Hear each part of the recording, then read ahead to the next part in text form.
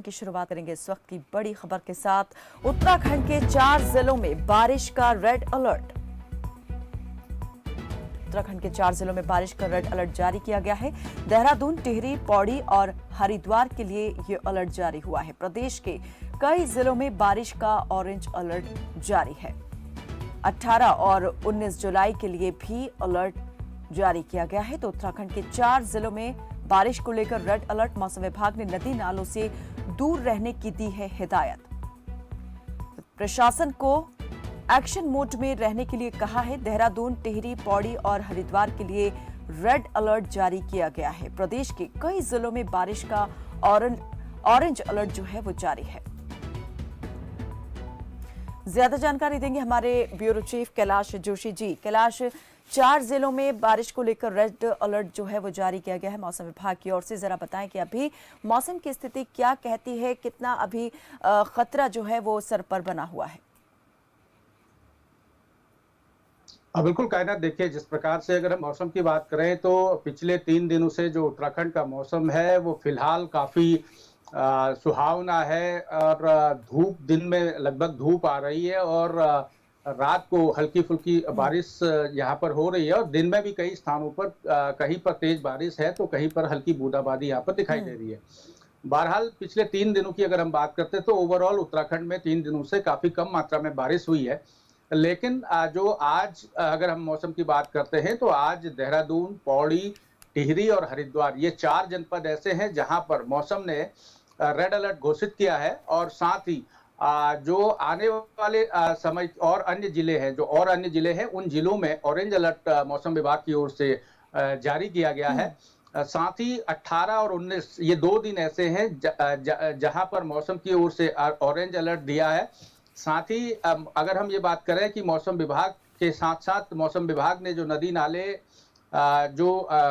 नाले हैं उनको, उनके किनारे रहने वालों को हिदायत दी है कि वो लोग नदी के किनारे ना रहें। क्योंकि जिस प्रकार से बारिश का अलर्ट है, क्योंकि पहाड़ी बाहुल्य क्षेत्र है, वन क्षेत्र ज्यादा होने के कारण यहाँ पर अधिक मात्रा में बारिश होती है। जिसके चलते यहाँ पर पता नहीं चल पाता कि किस क्षेत्र में कितनी तेज बारिश हुई है। उसको जो यहाँ के गाढ़ गधेरे होते हैं, जब वो अत्यधिक बारिश होती है तो गाढ़ गधेरे अपने उफान पर आते हैं। फिर वो जो सहायक नदियां होती है उन सहायक नदियों में मिलती हैं। सहायक नदियों में मिलने के बाद वो जो मेन स्ट्रीम की नदियां होती है उनमें आती हैं और एकदम से नदियां उफान पर आ जाती हैं। जिसके चलते जो मैदानी क्षेत्र है, मैदानी क्षेत्रों में जो पानी है वो बहुतायत मात्रा में आता है और नदियों का जलस्तर बढ़ जाता है। बाढ़ जैसे हालात यहाँ पर हो जाते हैं।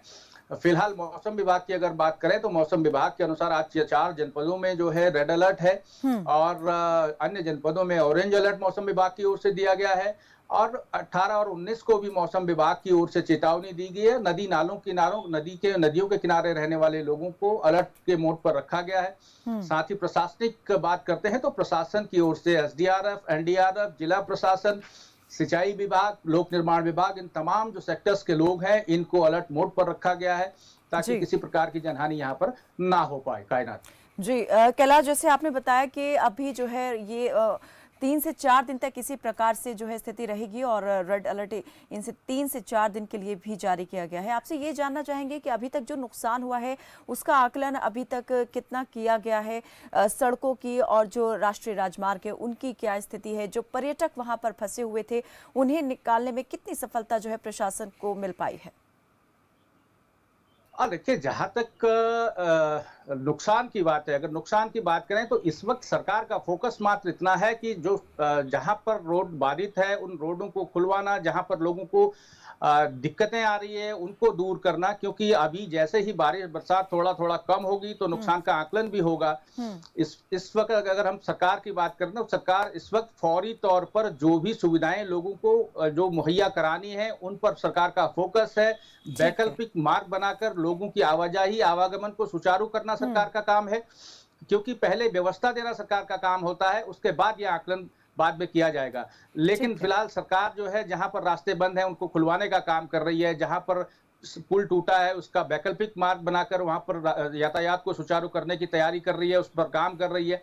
लेकिन जहां तक आकलन का सवाल है, जैसे ही थोड़ा बरसात कम होती है तो उसके बाद इस नुकसान का आकलन किया जाएगा। उसके बाद नुकसान के आकलन करने के बाद राज्य सरकार को रिपोर्ट आएगी, फिर केंद्र सरकार को उसकी रिपोर्ट भेजी जाएगी। कहना ठीक है, चलिए बहुत शुक्रिया कैलाश जोशी जी इस तमाम